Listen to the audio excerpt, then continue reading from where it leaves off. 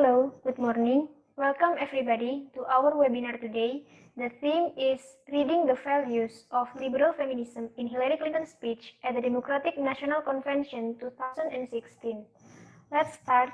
Please welcome our presenter, Yerisha Maharani, the student of Universitas Negeri Malang, English Language Literature 2019. So please welcome Yerisha. The time is yours. Thank you, Aulia.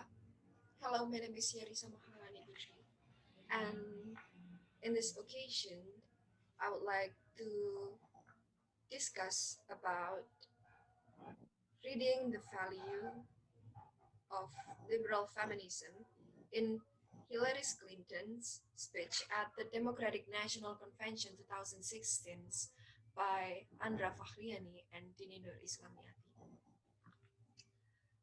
Before we go straight to the topic, we should know who is Hillary Clinton. Hillary Diane Rodham Clinton is the wife of former US President Bill Clinton. She is the First Lady of USA in 1993 till 2001, also US Senator from New York 2001 until 2009, also a public speaker who served as the 67th US Secretary of State 2009 up to 2013. So Hillary Clinton made a speech in the Democratic National Convention 2016. So, what is a Democratic National Convention 2016? It was a presidential nominating convention held at the Wells Fargo Center in Philadelphia, Pennsylvania from July 25 to 28, 2016. And the source of this study is from Hillary's speech transcript at Democratic National Convention 2016, and the secondary data were obtained and relevant literature relate to the women's status and liberal feminisms. The object of this study is about representative women in the view of liberal feminism theory and put Hillary Clinton to be the center of the analysis. And what is a liberal feminism? Liberal feminism suggests all human beings, either man or woman, is created in the equal position harmonious and having the same potency and rationality. Women must be independent to struggle so they are equal with men. Still, liberal feminism is being portrayed by the responsibility of women by their choice and actions toward the individualistic form. Women's in politics. There is a study in Indonesia from Toronto about women's status in politics as reflected in legislative sector in Indonesia, which somehow exploits women position. The recruitment of legislative members seems not to trust women to sit in legislative institution, which it makes men become centers of politics.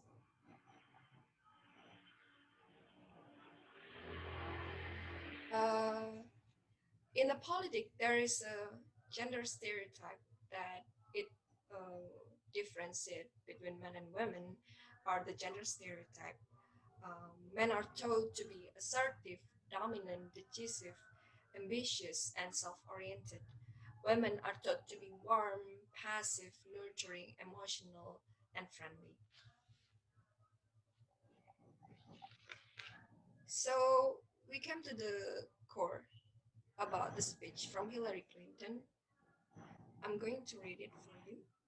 In this campaign, I've met so many people who motivate me to keep fighting for change. And with your help, I will carry all of your voice and stories with me to the White House.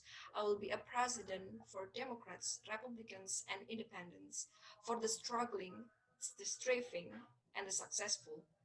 And so it is with humility, determination, and boundless confidence in America's promise that I accept your nomination for presidency of the United States. Now, sometimes the people at this podium are now the national stage. As you know, I'm not one of those people. I've been your first lady, served 8 years as a senator from the great state of New York. I ran for president and lost. From the statement of her speech, it is told that She was lost from the election of presidents twice. And through her speech, she support that women also can take a role in society and partially did by men's. The example is politics. Her act is the portrayal of liberal feminism. Liberal feminism have moderate aim. Their views do not radically challenge the existing values, and as such, they aim for gradual change in the politic, economic, social system. And it can be seen that she is struggling to show feminist movement in order to gain the voice in front of the public, especially in America. And to be a leader is not always about strength and physically powerful. Moreover, in this modern era, brain, skill, sincerity, solidarity, and responsible are one of the qualifications which should be owned by the leader. And here's the continues of the speech. I'm going to read it for you. And I know it from my own life more than a few times I've had to pick myself up and get back in the game. Like so much else, I got this from my mother. She never let me back down from any challenge. Then I tried to hide from a neighborhood bully. She literally blocked the door. Go back out there, she said, and she was right. You have to stand up to bullies. For all Americans, tonight we've reached a milestone in our nation march toward a more perfect union. The first time that a major party has nominated a woman for president. Standing here as my mother daughter and my daughter's mother, I'm so happy this day come. Uh, it is represent about the woman's strength, a woman's strength from Hillary's speech. Uh, it is the reason why women find a bit difficult to solve their problem, unlike men. This becomes the indicator to state women are weak. But women can make their confidence up and rebuild their spirit, become stronger in living their life. Such Hillary, she came from the down and ran to the higher level of her life. Talking about strength could not be separated from gender identity. Mm, People may think strength related to masculinity, which are aggressive, competitive, and instrumentally oriented. It is stated by Stats and Berg. Stat and Berg explain more that the characteristic owned by female or male are based upon social and cultural conditions. So cultural condition teach an individual how should they react and act appropriate with the atmosphere society has made.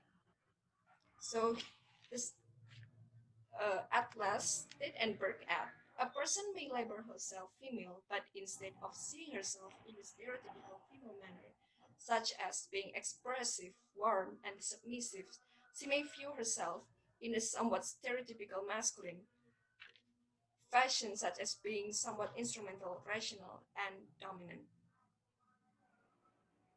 Hillary, through her speech, found herself that she has switched her characteristic from feminine to masculine. It's not physically, but it's mentally. She is supported by one of the major parties in America, which made her as the first woman nominee from the party. As women, she may reject it since being a president is not an easy job and it has a massive responsibility, but the condition and her surround support and believe in her to be brave under the challenge, and her masculinity side dominates her to handle and guide her performance during the campaign of the election last year. It proved that social condition can influence an individual whether she or he is a feminine or masculine. So, from all in all, to be a woman is a destiny, but to be a powerful is. The conclusion is actually Hillary taught women that power is not an excuse for you to do a thing that actually right, and strengths and skill women in Hillary also can be found in another woman. That's all from me. So we will be back to Aulia. Thank you. Thank you, Yerisha, for the presentation. So, the conclusion is Hillary Clinton has talked for women that gender is not a matter anymore that can be used as a reason to be passive and minor in the society. Hillary Clinton invites and influences women to be brave, confident, and qualified to be an agent of change who could break the stereotype marked on women since a long time, which are weak, inferior, and illogical, and to show up that women can do what is done by men for society and cooperate together to build and change a better life to the society. Thank you, everybody. It is the end of our webinar today. We welcome any questions and comments related to the materials in the comment section, and we will respond to the questions and comments in the next episode. Thank you.